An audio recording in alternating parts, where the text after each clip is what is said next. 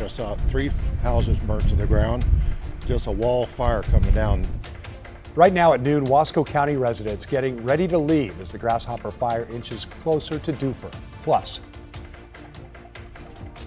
there's a lot of information I need before we approve funding for these projects.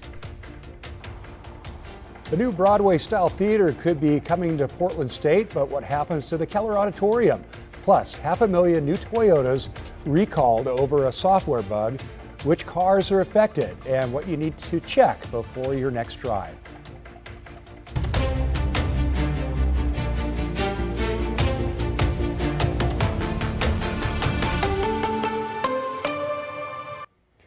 This morning, Portland City Council passed an ordinance to expand no turn on red restrictions at key intersections across the city. The new rule will target Portland's high traffic streets and corridors with a history of deadly or dangerous crashes. Councilors will also allow PBOT to start the pilot project at 30 new intersections, but the change could come to over 200 busy intersections across the city. Supporters say it will make streets safer for people walking and biking, while opponents worry it will create more traffic. The city says the new restrictions are designed to put safety first. Well, the Grasshopper fire continues to push east, forcing even more evacuations and threatening homes. Mount Hood Meadows announced it's closed now for the rest of the summer season. Level 3 Go Now evacuations were added to the area northeast of Pine Hollow. More than 700 people have been told to leave now, with hundreds more on alert. Ranchers and farmers nearby are doing what they can to protect their properties alongside the now 1,800 plus personnel assigned to this fire.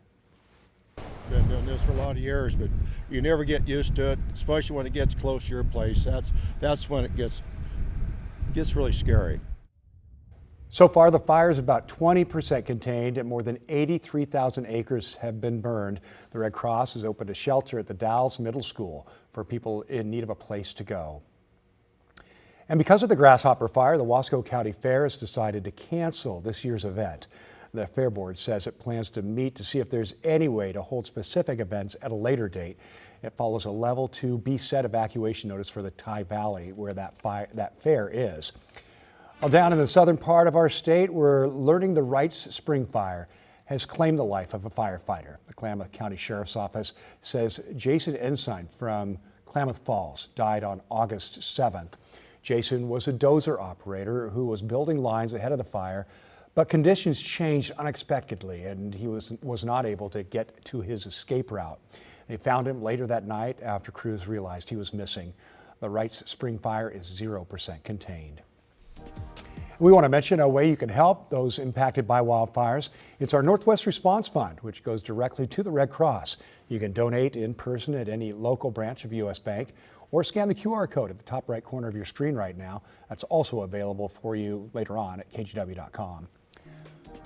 Well, right now, Portland City Council is getting ready to vote on the framework for the massive renovation of the Moda Center and a new lease that could keep the Blazers here for at least 20 more years. And good afternoon. Thanks for joining us. I am Tim Gordon. Councilors are still making final changes ahead of today's expected vote. Corey Johnson has been sitting in on today's meeting all morning long. And Corey, Council has not yet reached that final vote, right?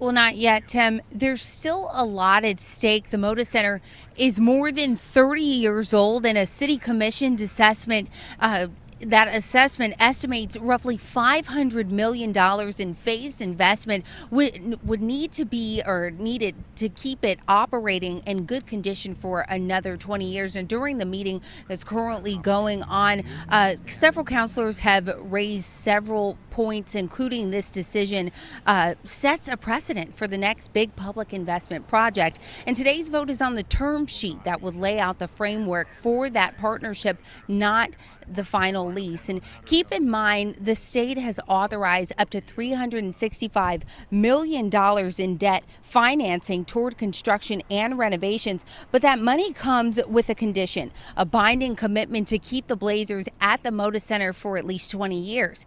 And as council members debate that framework, some are still questioning how much the city could be on the hook for. Councilor Angelita Murillo raised concerns about how rent was determined and what the Blazers would ultimately contribute. That's based on an amended term sheet that was proposed yesterday. And while Councilor Alana Pernell-Giddy has argued the term sheet needs to be strong enough to set the city up for negotiations with the Blazers, while other councilors have pointed to the long-term value of keeping the team here in Portland. Even with these changes, renowned economists who focus on this issue are still calling it the worst deal of all time.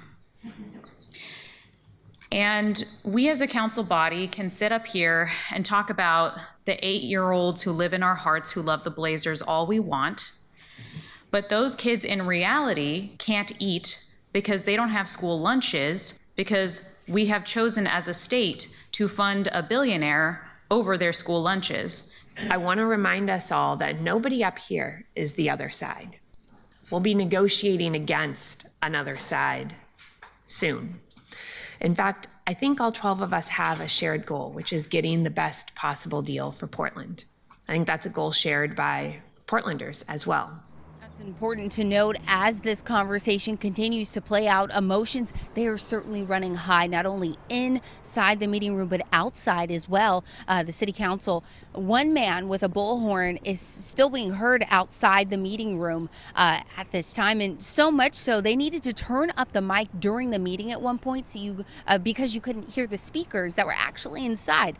Many people inside the meeting still holding signs that read no bailouts for billionaires. And 2 people were also kicked out of the meeting after shouting out in protest of councilors investing money in Moda. And that debate still going on currently. At my last check, that meeting was in a short break, but the vote is soon coming. And we'll continue to follow that meeting, of course. And once council takes that final vote, we'll continue to keep you updated, especially tonight on KGW for our later newscasts. Yeah, it's a big day. We sure will keep following it. Corey, thanks for that update. Hey, taking a live look from our Timberline sky cam where you can see a little bit of haze and the smoke kicking up from the Grasshopper fire there. Meteorologist Chris McGinnis live in the Weather Center.